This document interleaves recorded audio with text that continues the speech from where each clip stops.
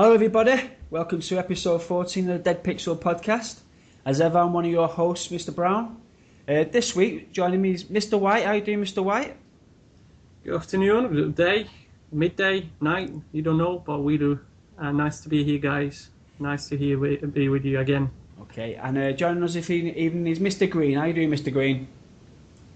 Hello everybody, happy to be here. Thanks for the invite, Mr. Brown. No problem.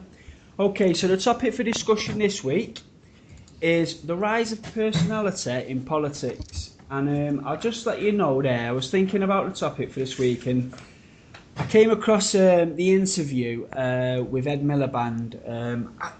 Was it Andrew Marr, Mr. Green? Who was the interviewer? I forget now. The guy with the glasses and the bald head. Do you remember who it was? No, it was a BBC interview anyway. And he was basically talking about how Ed Miliband, you know, how people, they're not respecting him as a leader, they don't like his look, they don't like his style. And it was really, really clear that sort of Ed was rebranded. He was really for his answers, and it was this kind of like idea that when did politicians, you know, need to be rebranded? When did it go from, you know, the policies? I mean, at the end of the day, a prime minister or an opposition leader or any leader of a party is simply the main mouthpiece, in my opinion, of the policies of that party. But these days, it seems like it's a shift in emphasis. You need to be like the overall package these days. So that's what it's mainly about. It's about the rise of rise of personality in politics. Mr. White. So, what do you think about, you know, personality and leaders? You know, it's a modern phenomenon, really. You know, what's your sort of feeling? I mean, you come from the East. It's quite clear from your accent. We've had some very famous, you know, strong characters from the East. What's your opinion of, like, you know, personalities in politics? Personalities-wise, well, my opinion is that the, you know, charisma of the person. I mean, I would like to see a charisma in the person and the leader taking ownership, you know, for example, you know, like you're thinking about the old days when, you know, the big figures were, it's all about the name, like Churchill, like Stalin, you know, those big names. It was all about that, was it? Yeah. At one point. Okay. And they did definitely Lenin, and you know, they definitely had like those charismatics in them. Is when I see, you know, when you see basically a person that would try to lead the country, obviously there is a case that I would like to see.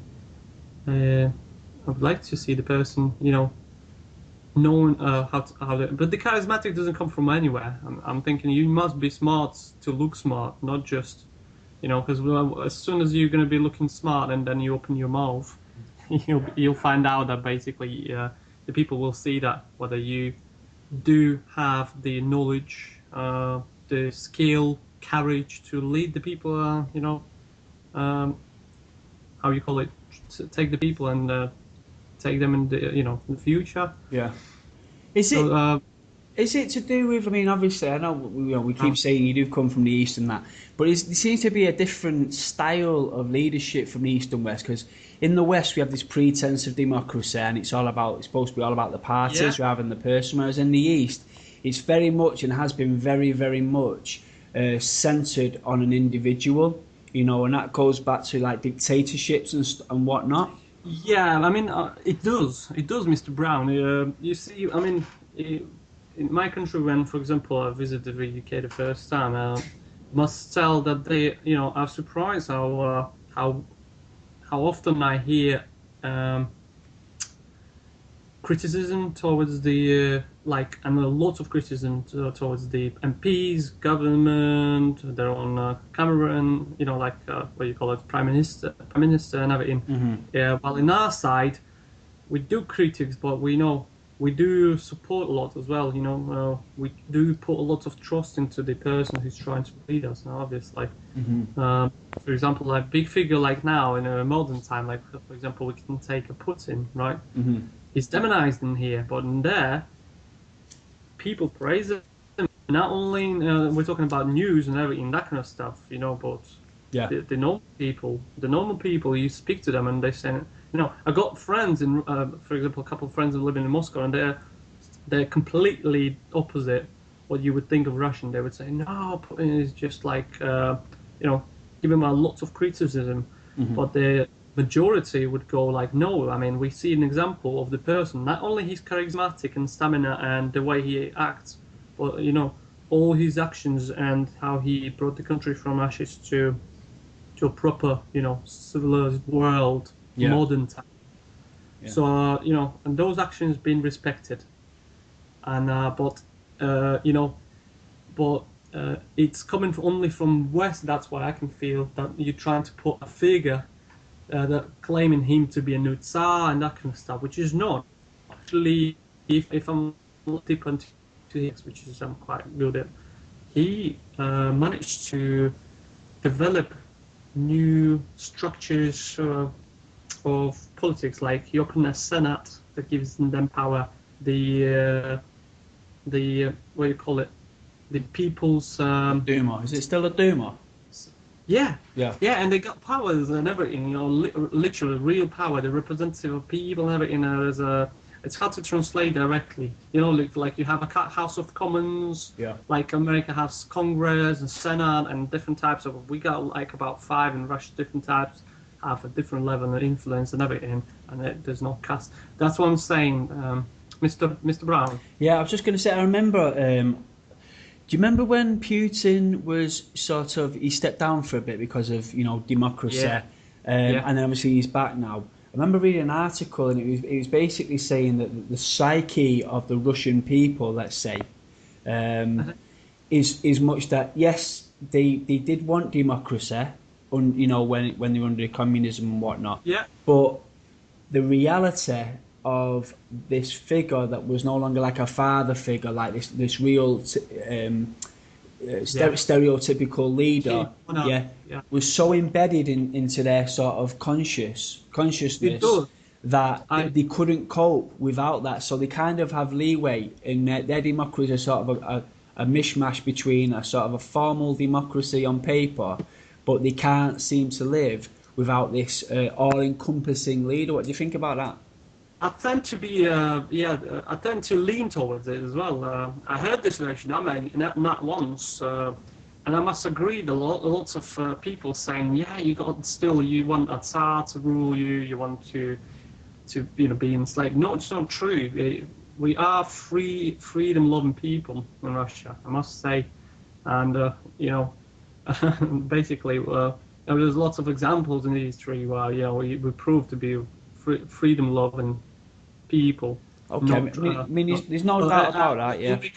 In regards to politics, I must agree. Yeah, we got that tendency to, once we have a person who does show a great authority in leadership, we got a tendency to keep, trying to keep him as long as it's possible, which is from one side is good and the other side one is bad, because you need to, in a proper democracy, you need to swap your leaders completely.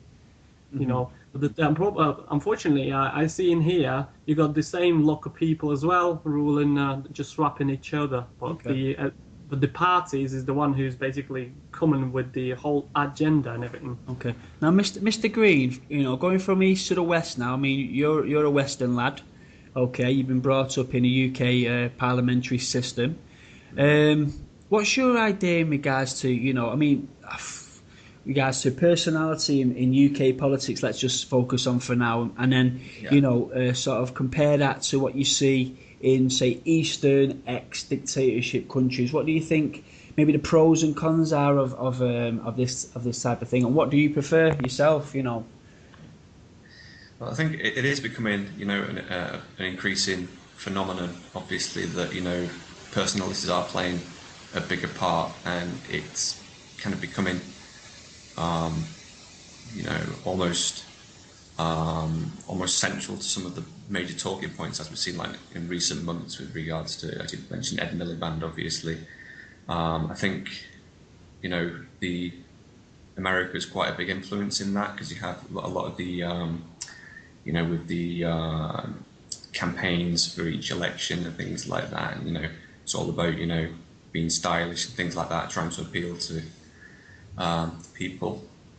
I think now, especially recently, where it's become, all the mainstream parties have become so similar that, to try and differentiate, it's almost a case of, well, it just boils down to, who you see as prime minister material almost. Good point. Yeah, good point. So I mean, I think it's one of those where, I think, we are influenced. Some people are influenced a bit too much by personality, but I think, as Mr. White mentioned, you do want, a strong leader in a way, especially, when it comes to, you on an international stage, you want someone who's going to be, seen as authoritative, when speaking to other world leaders and things like that. So it does have some, definitely has some importance in that respect. Yeah. Actually, that's a very good point. Now, so what you're basically saying is because the parties are so similar in the UK at the moment, just to get that bit of an edge, it's all about, right, well, let's have a look at the leaders, never mind the policies, because they're so similar. You know, who's the most, charismatic of the leaders? Now that's an excellent point. Now, I do think that's kind of worrying. But I tell you what, as a sort of an example of why you might actually hit the nail on the head there, just going back to this interview with Ed Miliband. So he was sat there and it was really awkward, and he'd obviously been told this before, and he was trying to be all passionate, and he kept saying the word fight. He's saying, what are you going to do about it? He's saying, I'm going to fight for the British people, and he kept saying, it all seemed very, very scripted and everything, right? And he was saying, 73% of people polled said they can't see you as a prime minister, so what are you going to do? And he said, well, what I'm going to do is I'm going to go into the streets and I'm going to fight for whatever. It was pretty ridiculous, really. But he was sort of asked, why is it important, that it was a roundabout question, basically saying, why do you think this is important for the public? And he said something which I think it might have been a slip of the tongue, or maybe he doesn't quite understand the meaning of the word. But what he actually said was, he said it's important because the leader of the opposition was on an audition to become the next prime minister. That's what he said, an audition. An audition, wow. Now, I thought, that doesn't sound right, so I actually looked up the word audition, because I thought, does it not mean interview or whatever, do you know what I mean? And it actually, audition means an interview. Is it like a queen sits queen, some other, big politicians, big names, and they with the cross buttons in there, like an X Factor? Exactly, right. So this is what audition means, right, in the dictionary. It says, an interview for a role as a job, as a singer, an actor, dancer or musician, consisting of a practical demonstration of the candidate's suitability and skill. Now, I think the most appropriate word there has to be actor. They do say the Prime Minister's question is a bit of a pantomime these days, don't they? So, What a thing to say. So really, he's saying it's an audition to see who is the best actor. Now, I think there's something intrinsically wrong with that sentence. We do not want actors. Not even the best actor going. Not even the best actor on offer. We only want a genuine person. And this is my personal opinion. I mean, in my lifetime, really, the big prime minister, up to now, I would say, yes, I was born when Maggie was around, but was very, very young. Okay, she's obviously she's got her own thing, but I wouldn't say she was a personality. Well, she was, but she wasn't this sort of Hollywood. She wasn't like a Hollywood personality. She was just a very sort of the Iron Lady. Do you know what I mean? She was very much embroiled in the Cold War, and it was all about powerful leaders like that. But in modern politics, I'd say probably Tony Blair. Now, Tony Blair, if you look at sort of the history of the Labour Party, obviously the Labour Party is very working class orientated, and it's sponsored by the unions and all this type of thing, and it's sort of like People's Party traditionally. But if you actually look through the reign of Maggie, for me personally, this is where I think it particularly changed in UK politics. Now, Maggie came up against someone called. No, well, just before him, Mr. Green, there's a guy called Michael Foot. I don't know if you guys know him, but this guy was your typical old-style Marxist, He was embedded with political theory. He could wipe the floor with you on things like ideology, you know, political history, British unionism, right? But he looked like, if I had to describe him, he was a cross between Doc Brown out of Back to the Future and, say, Mr. Burns. Yeah, he was like, and he had a walking stick. He had thick black glasses, right? Now, when he took over the Labour Party in the very early 80s, they had a 10-point lead in the polls, okay, which is unheard of in politics, right? So he came, and within a couple of years, he basically lost the election. All right, he lost the election. He might, and then after him, why I think it was an image thing was because after him, as Mr. Green pointed out there, there came along Neil Kinnock. Now, I don't expect you to know this, Mr. White, but Neil Kinnock, he basically tried to turn the Labour Party on his campaign and in his rallies and all that. He made him like American-style razzmatazz and all that. When the general election was happening and all that, he flew in a helicopter, which is like unheard of in British politics, but coming from a working-class party. Helicopter, brass band, light show, 11,000 Labour diehards. It was literally like the US president had landed. Anyway, it was too much. It was basically too much. He lost it. It was slight, but he did lose it, yeah? And I think it was almost like, right, we've gone too far now, that side. So they kind of brought it back a little bit. Now, there was an interim little leader there called John Smith who actually died. But after John Smith, who was only there for a short time, they got Tony Blair. Now, for me, Tony Blair was that perfect sort of balance between, he still, like, claimed to have all this working class sort of aura about him, yeah? But also he was very much, white teeth and coiffed hair and, and I think he was this balance. Now, it's not coincidental that after Tony Blair was such a success, Gordon Brown took over him, and the Conservatives, so of red, okay, they chose David Cameron because he was their equivalent, as a personality to Blair. So it was it goes back to what Mr. Green said. You're talking about politics here, and this is a very, very important issue. I didn't even think about this. But when all the parties are starting to become the same, and it's all about, as Mr. Green said there, it's about just getting that edge. They've basically said, I can't believe they got Gordon Brown now. Right, all we need to do, look at David Cameron there, he's just like Tony Blair, modelling on him. And, he's obviously, David Cameron is the Prime Minister now. And it's almost like he just copied the blueprint of I can't even. Go on, Mr. White.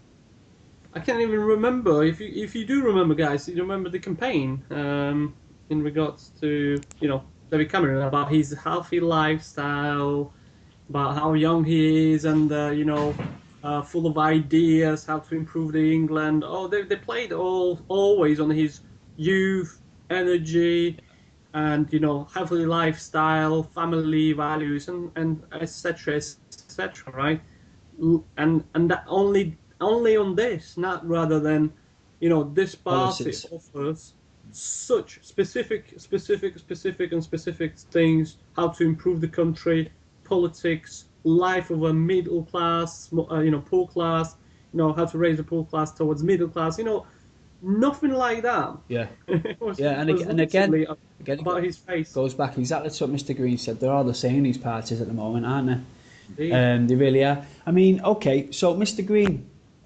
you're a bit younger than me, so really you've only ever known. Who's your earliest Prime Minister that you can actually?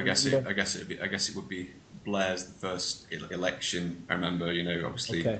A prime minister winning an election, but Yeah. I know bits and pieces, obviously, from History, yeah. told But I'm just history and that sort of thing. Yeah, So but I'm just thinking of somebody that's only ever really known the rise of personality in politics. Really, realistically, since you've been following politics and since you've Yeah. been, a conscious political person, you don't really know any different, really. Do you think that is an evolution of politics, i.e., just one of those things, it was always going to happen, or as somebody that's never known any different, is it hard for you to see outside of any other, is it hard for you to see outside of the UK politics without a charismatic figurehead of a party? I think, in a way, I think partly for me anyway, it's just kind of become almost accepted that it does have it does have that is part of the aspect of winning an election. Basically, I mean it, people vote in different ways, obviously. So some people will think, okay, seriously, which part is best for me in a way, rather than, and some people will just purely vote on the facts. Well, I like this guy over this other guy. So in that sense, And do you think know, that's an age thing? Because obviously you're going to get those old diehard working class that are still interested in, trade union type politics.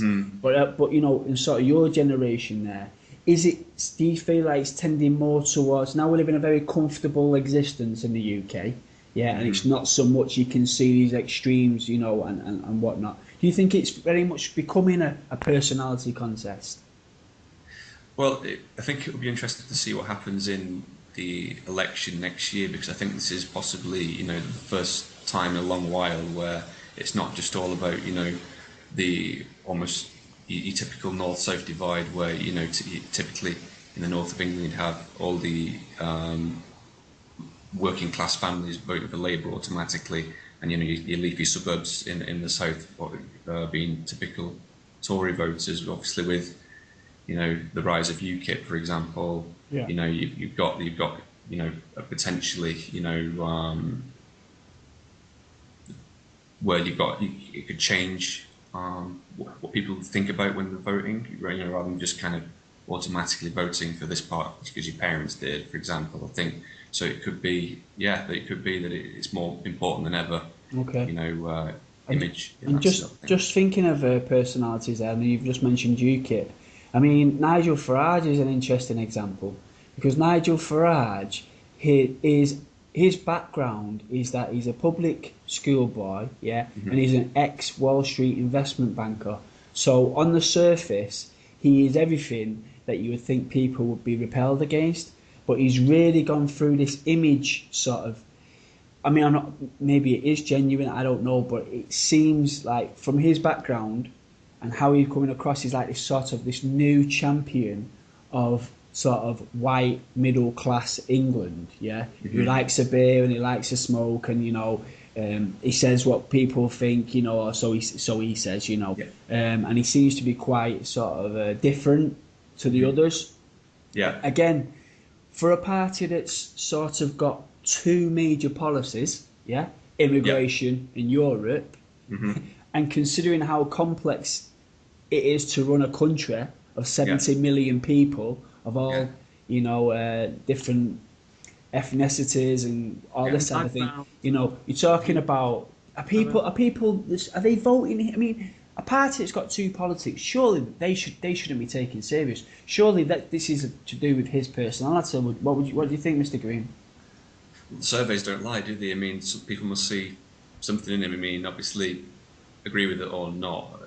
People obviously can relate to Farage in a way they can't with like the main three figureheads of the mainstream parties. Yeah. I think it's a similar thing with Boris Johnson in a way. He's considered more human in a way, I think, and despite what some people won't like them, obviously, but I think in a way, they've found a certain persona in a way, like you say, because they're not actually, Nigel Farage obviously has that history of being an investment banker, etc. But they found this, persona which really resonates with people, and that makes them, that increases the popularity in a way. Yeah.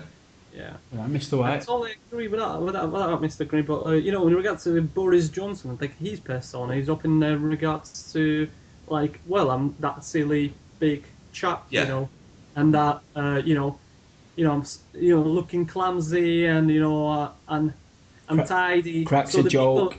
People morally prepare for him. If he's gonna do a mistake, it's just going to be right off on his silliness rather than something that the politics should take seriously and achieve. The goal that he puts himself needs to be achieved that way, rather than thinking, well, he didn't do this, but it's what you call him, Boris Johnson. what you can take from him. Nothing you can take, nothing you can do. Mr. Brown. Yeah, as well as it being a case where the 3 or 4 major parties in Britain, there's not much between them at the moment, do you think it's also a case of we live in a country where pretty much for the vast majority of people, all our needs are met? Yeah? So we're not talking about... It doesn't, well, there probably is things on the horizon that we don't know about, but because we can't see them, we live in a fairly rich, affluent country. Yeah, it is very much like someone said before, like the X Factor, isn't it? So because we're just sort of sitting back, and politics is almost entertainment. Mr. Green was talking about the pantomime of Prime Minister's questions, which is it's just ridiculous, scripted questions, scripted answers. It's absolutely ridiculous. But do you think it's an example of a country, sort of a rich, fat Western country whose all needs are met, just wanting to be entertained by their leader in some way?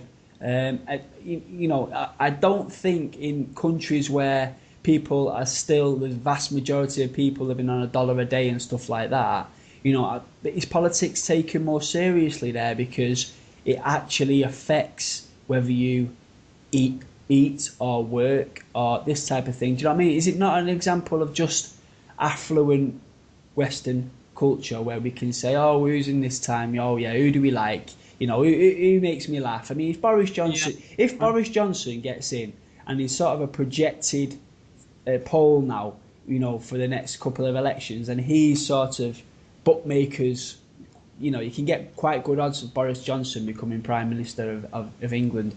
Surely, if Boris Johnson becomes Prime Minister of England, it's just because all our needs are met and we want to be entertained. What do you think, Mr. Green? I mean, I know what you mean. Saying all our needs are met. I'm not sure that's entirely true. I mean, I take it, okay, we're not like a developing country like third world or anything like that, but I think there are, still a number of people who are, suffering with, cost of living against wages. I know it's not quite the same as, maybe some other countries, but in that sense, I think you but it's a 40% turnout for the general elections. If there was actually that much desperation, you'd think it'd be more like 99%, because it'd be so important that Labour got in, but we're talking it's probably going to be under 40% of the vote of people in Britain voting. That has got to be a reflection on our affluence, surely. Yeah, there is definitely a sense of apathy. Yeah, that's fair enough. Yeah, I take your point there, definitely. But yeah, I mean, if there are so many people, I mean, you consider UKIP voting as generally protest voting. I mean, there's no, I don't think, people can genuinely believe, in voting for a party like that with no real policies other than let's get out of the EU. So yeah. I think, well, I take your point. Yeah, that there is. We can look at it a different way, and a lot of people do. And you know what? I probably do as well now I'm thinking about it. It's not that people are apathetic as such. It's actually that they think, going back to the point that none of the parties are any different from one another, what is the point in voting? Now, that's totally different, actually. That's a totally different argument to affluent West. So that one is sort of open to the scholars, really, because we don't know. It's just a guess, really. But some people would say, people are apathetic because nobody represents them. So what's the point? Whoever gets in, it's all the same. Or is that other side where it's like everybody is just, we just go about our day and everything's catered for, and politics is just part of entertainment, and then and you've got people that are leaders that are rebranding themselves to become the all singing, all dancing Hollywood, fictional character or actor, as in Eddie Miliband's audition there, and it's just entertainment. So I mean that's actually probably for another podcast. But just going back to the rise of personality, I just want to sort of bring into a sort of an example of how Britain used to vote, and I'm not talking about during the Second World War. Mr. White touched on this before. You know, you got your Winston Churchill. Okay, the Second World War was a very unique. You know, war is a unique time for people, and leaders are sort of revered and stepped up, and it's about unifying. You know, in many ways, it is a dictatorship of the proletarian, really, in wartime. Yeah. But just to sort of give a good example, it's sort of totally different to what we have now, but maybe some of the biggest achievements that happened in the UK in modern times after the Second World War.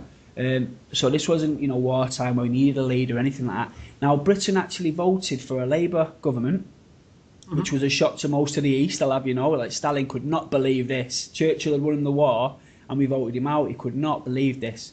But we voted a little fella with a bald head and a little moustache called Clement Attlee, okay, who by his own admission was painfully shy, okay. Now I've read stories of him giving speeches before he was voted in, and we're talking like this was when politics was all like, you know, this was flat caps and, you know, just working class and all that.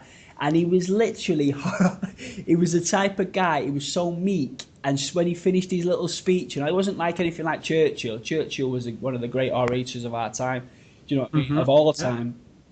This guy was the opposite. But what this guy was saying, his policies, you know, he oversaw the creation of the NHS, you know, social housing, you know, a lifting of living standards for the working class.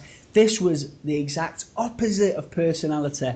Yeah, you're talking about some little meek, painfully shy guy, yeah, and it was all about his personality. Now, when you think about the achievements that Labour government had and did, yeah, surely that is the world that we want. That is what we want, don't we? What we want genuine, tangible change of things, or, you know, a development of things. We don't want, you know, Brill cream and teeth whitening, you know, and everybody being the same. So that's just a little contrast there between, you know, somebody that was the opposite of what we have today, but whose government implemented things. I mean, actually, academics were asked in the UK in 2004 who they thought the greatest PM was. Everyone thought it'd be Churchill. They actually voted with Clement Attlee. Okay, so at that level, at that sort of, you know, that intellectual level of achievements, yeah, Clement Attlee came out on top, and I think we've just really come away from that, guys. I don't really know, Yeah. and you know, I hate to say it, but I think it's the more as well we become Americanized. Now, True. now It's I shouts louder. yeah. Now, When- I heard a stat the other week, and in every single US presidential campaign, yeah, the winner has been the one that has spent the most money on the campaign. So every single presidential campaign in America, yeah, the winner is the one that spent the most on the campaign. Now, if you take that, you can almost say, right, policies are sophisticated, and they're hard to get across to people, and hard to get people, you know, sort of understanding the policies and all that. And it's about education, it's about learning, and about, you know, being, you know, this type of thing. Or you could just create a massive campaign, a Hollywood style campaign, which is okay, it costs a lot of money, but it's quite a shallow way of going about things, and it doesn't take a lot of brain power, and you can get in that way. And I don't know if they've looked at that and gone, right, okay, you know, we can either come up with all these brilliant policies that is going to take a long time to work out and a long time to you know, convince people, or we can look at America and say, you know what, if we just spend like, you know, 50 million on our campaign, yeah, billboards and makeovers and scripted speeches and all that, you get in anyway. So it's almost like, which one do you want to choose? The easy one where you spend a bit of money that we've all got, yeah, or a hard one where you actually change society? And I don't know if a bit of part of that's coming to. Then you're going to be left with a person who's not been elected by the smart hand, but basically by the flipping shiniest smile, and that's terrible. It's frightening, to be honest. You know. I think it is, yeah. I think it is. And also, I mean, what do you think about it, Mr. Green? in America, the president that's got in is the party that has spent the most on the campaign. Surely that's got to be a contradiction, or in some way, not doesn't sit right with if you've got policies, decent policies. Surely that would win the day. So what do you think of a stat like that? Well, yeah, something's obviously wrong if that's the way. Do you know how far those stats actually went back, or is Well, it just? it says every presidential campaign that's they've ever had. So I assume it says it's talking about every presidential campaign that it's ever had. So, I mean, those guys have always been at it, really, haven't they? From day one. Yeah, I guess so. Yeah. The way that they campaign and rally and stuff like that is sort of intrinsic to the way that they do politics, isn't it? And don't forget, they've only got two parties, really, and always really have. So it's just a case of, Surprising for me, though. like what you say, Mr. Green, those two parties, pretty much since the beginning of America, have never really been that different from one another. So maybe it's always been based on the personality over there. And you know what? Those two parties, when they, in regards to foreign politics, for example, for the Eastern countries, they blame people or governments if, for example, they see that there is only few parties. They're saying you need to, in the name of democracy, you need to have more parties to choose from.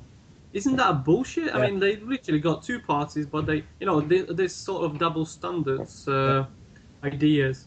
Well, there was actually a paper, I think it was a Harvard paper a couple of years ago that came out, and they basically said, scientifically speaking, the US is not a democracy, it's actually an oligarchy. This is political theorists in America. It was either Harvard or Stanford or something like that. They have actually released a paper that says, this is what democracy is. This is our study, of political science, right? And unfortunately, the conclusion is, based on political science, America is actually run by an elite class, rather that just basically swap seats every now and again, and the parties are so close together that they came out. It was a big hoo-ha, actually. There's not much mentioned about it now, sort of brushed up under the carpet. But they basically said, politically, scientifically speaking, you're not a democracy, so take that for what it is. I mean, they can't be, can they? I mean, democracy is all about different parties fighting it out, and I mean, that's the thing that I find really bad as well. Like, you cannot start your own party because you can't compete financially. This democracy is, we're moving away from the subjects here, but democracy should be, in many ways, a level playing field. It should be about a battle of ideas, not a battle of wallets. But anyway, just going back to the personality there, guys. Have you guys just as a modern example? I mean, Clement Attlee is a very good UK example, one that most people would know and recognise. But there's a guy actually in the world today. I mean, you might have picked up on this guy because the things he does do get noticed for such a little poor country. But do you know the president of Uruguay? Have you ever seen anything that comes up about this president of Uruguay? I think you mentioned it about he's driving little small cars. Like that. Jose Mujica. Okay, he's been described as the world's humblest president. Right, he gives 90% of his monthly salary to charities. He doesn't reside, or he doesn't use the civil service. He doesn't reside in the presidential palace, because I've actually been over to South America, and these guys, the presidents and all that live over there, they basically live in the royal palaces. You know what I mean? I've been to a number of them, and they're always these grand sort of buildings and all that. Just from like when the Spanish invaded and whatnot, they just kept up the tradition. He actually lives on a farm owned by his wife. He doesn't even know where he lives, so he lives on his wife's farm. Well, he's married, but his wife's, the leaseholder. He drives a Volkswagen Beetle. Yeah, he's really old. He's like in his 80s or something, right? He's actually having to step down this year or next year, and it's just that thing of like, he's the exact opposite of what we in the West do, but on an international sort of humanist scale, he's absolutely revered, especially on the left. It's a left-wing government, okay. But take that out of it. I mean, just take his politics out of it. You're talking about a guy here. He looks like your granddad. Yeah, he's got a three-legged dog as a companion. He drives a Volkswagen Beetle. He lives on his wife's farm, and he gives 90% of his monthly wage, to charity. I mean, is that not what we want? Is that not the perfect example of a man of the people?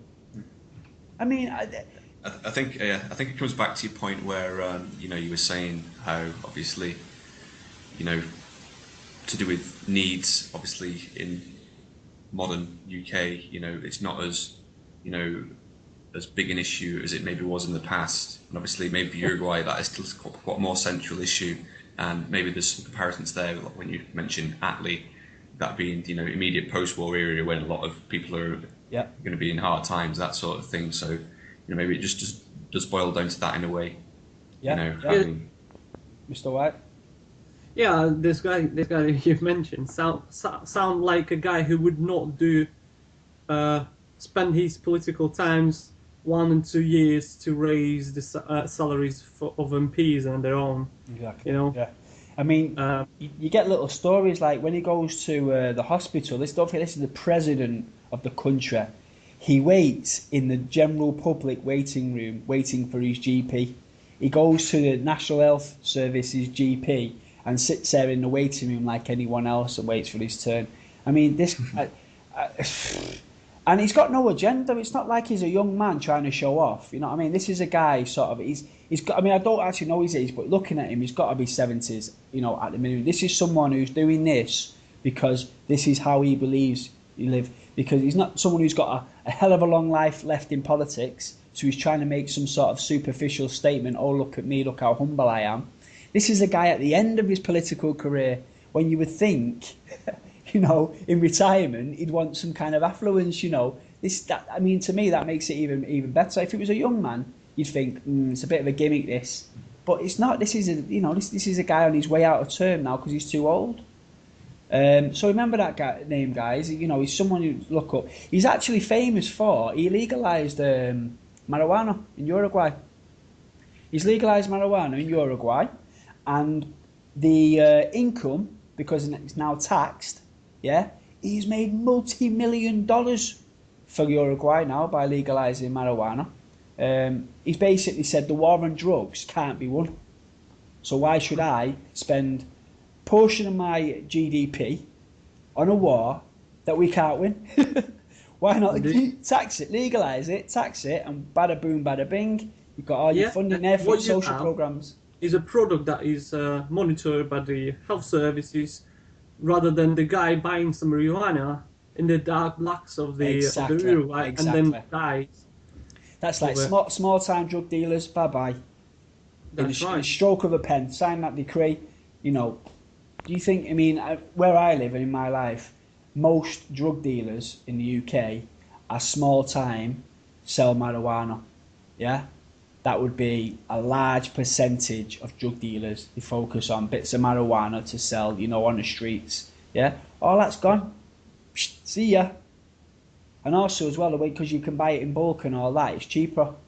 So on the street, it's more expensive because you've got to weigh up the cost of, the danger, the supply, blah, blah, blah.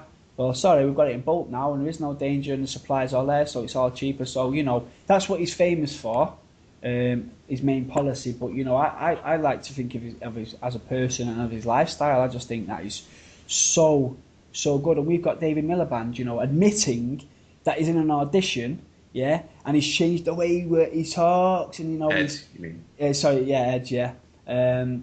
changing the way he talks, and he's changing his whole personality, to try and get the top job, Whereas this guy's not bothered about everything attached to the top job. All he cares about is trying to do the right thing. So, guys, we're almost at the end. It's not a big show, this one, because obviously, it's not one of our grandiose topics. It's not a war in the Middle East or something like that. But I do think it's important.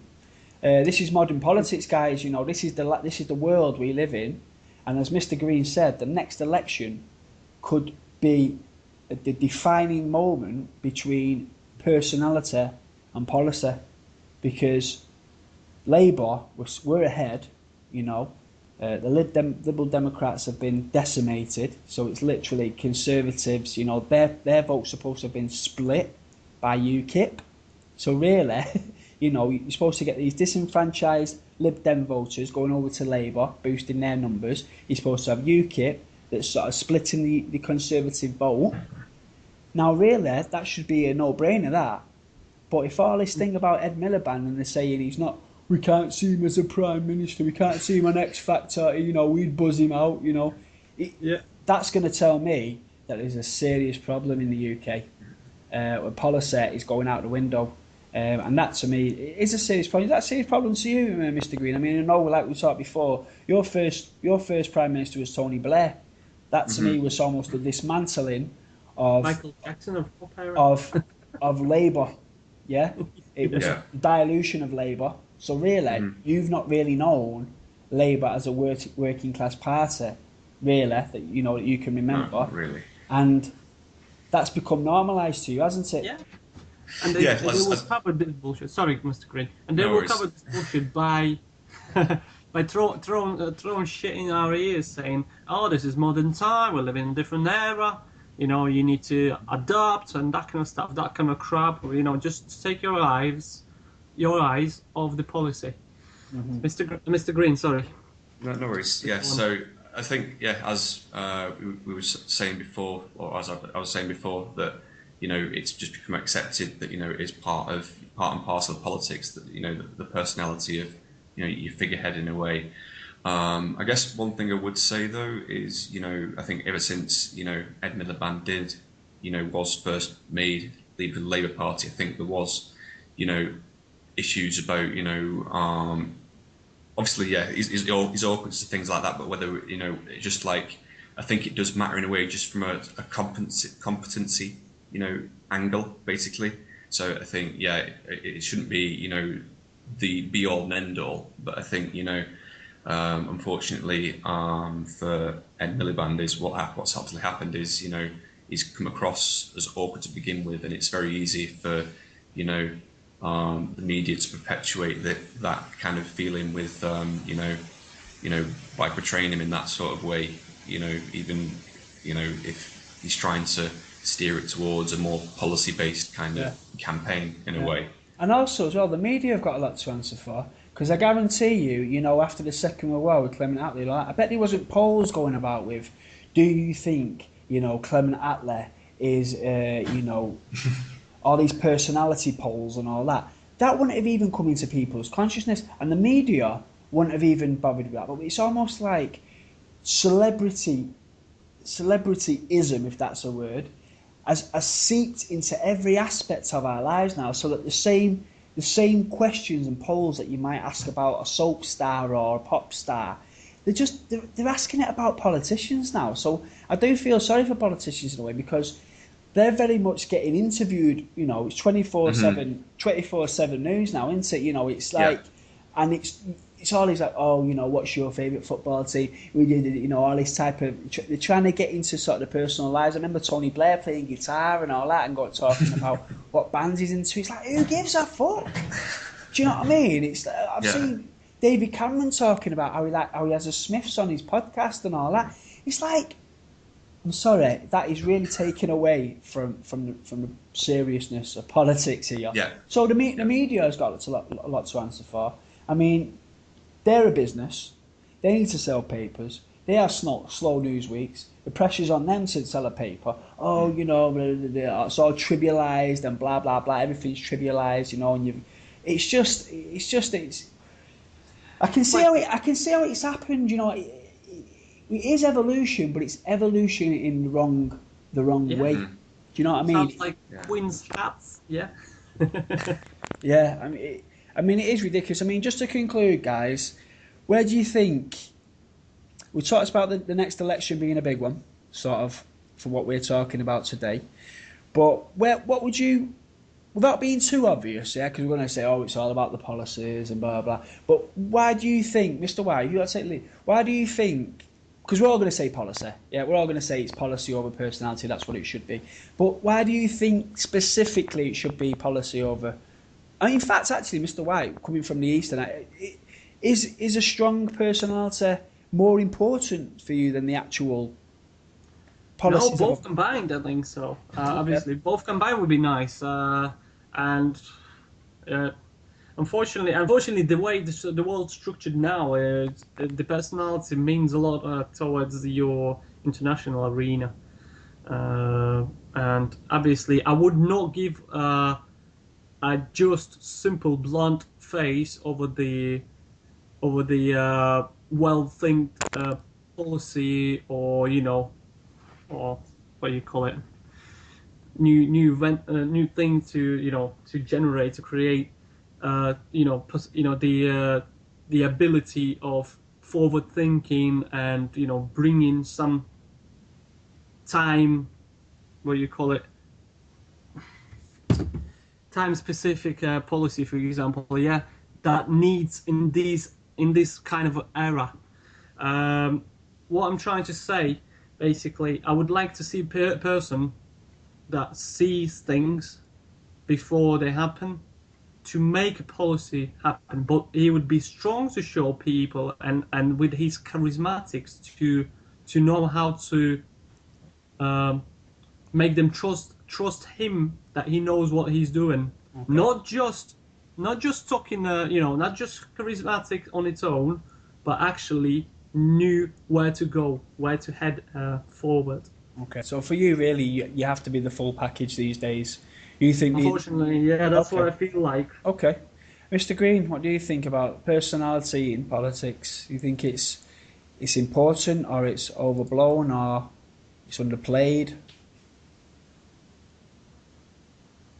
Um, Maybe it's just I think maybe listening there to as to why a lot of it can boil down to which country you come from in a way, because I think, for example, I think, for example, Russia probably does need a strong figurehead, like, say, because of, from the international point of view, because you're going to be in the news a lot, having to you know because there still is a lot of tension in the international arena for, like, if you're, for example, with America and Russia in that sort of sense, that still exists.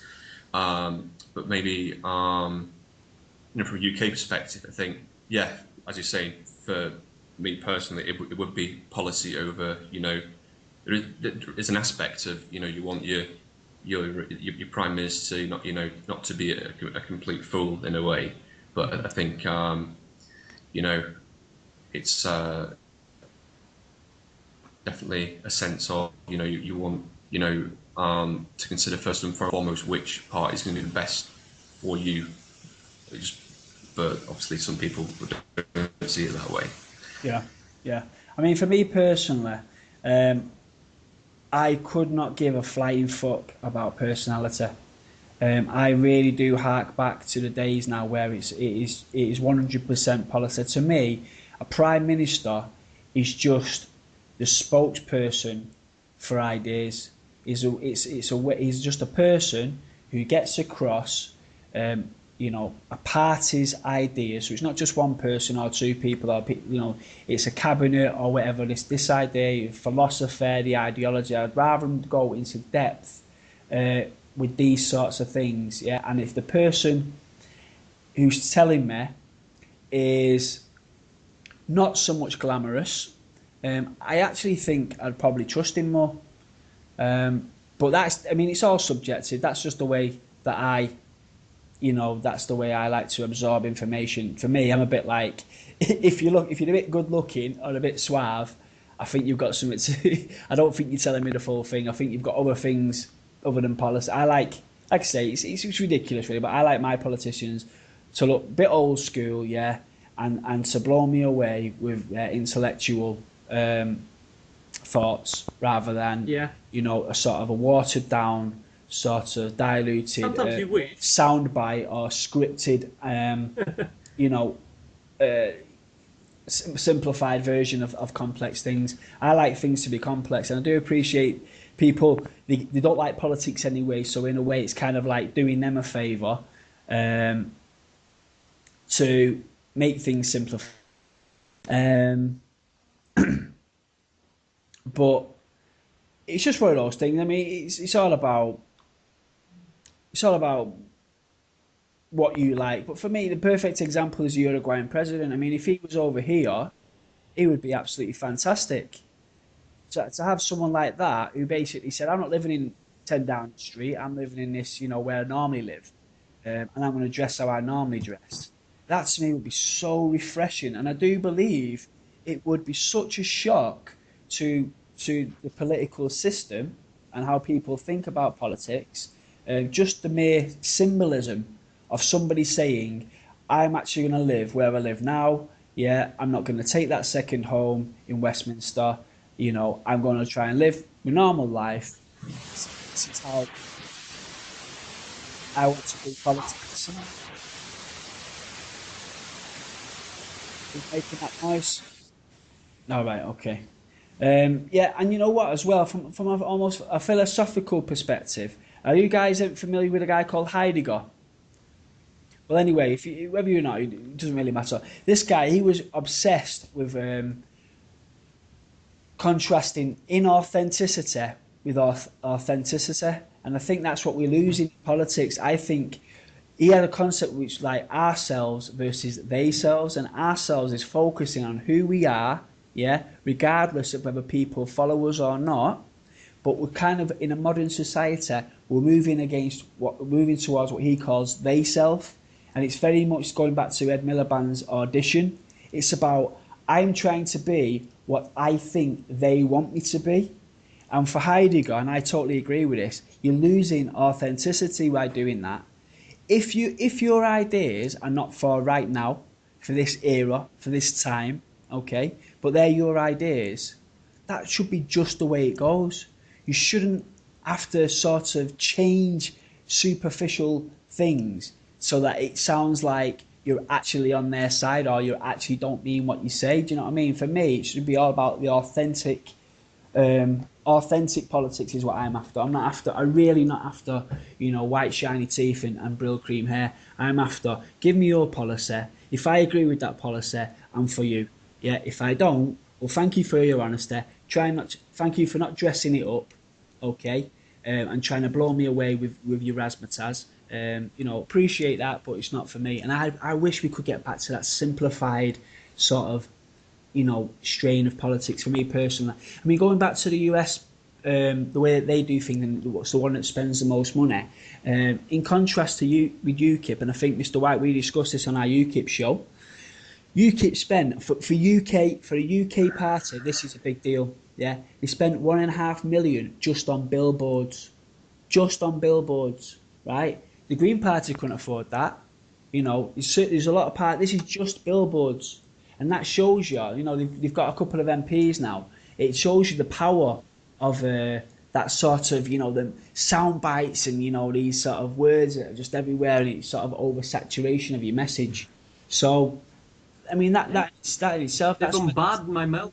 I think that's where politics is going. It's becoming more like Americanizing the fact that the campaigns are getting bigger and they're spending more, which is making smaller parties, it's squeezing them out.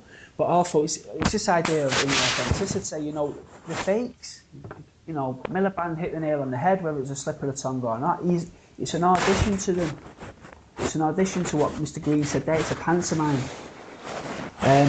So anyway, that's my thoughts. And you know what? There's three contrasting views there. You've got Mr. White, who likes the full package. He likes the strong leader. You've got Mr. Green there, who's more policy than personality, but does feel that it's important that there's some certain element of charisma, I suppose. Yeah. But and then you've got myself there, who just thinks, listen, as long as they can read me a policy, and that's a genuine policy, that's all I'm concerned with. Okay, guys. Well, I'm happy with that. Good show. Like I say, it wasn't one of our more grandiose topics, but I do think it's important. If you've got any questions or comments, or if you want to give us any topics you'd like us to discuss, we are on Facebook and Twitter, YouTube. Easy enough to find, the Dead Pixel Podcast on Facebook and Dead Pixel Podcast on Twitter. And thank you for joining me, guys. Yeah. Thank And, you, Mr. Brown, Mr. Grin, and guys, please, we need your comments. Let us know what you think. Okay. Bye now.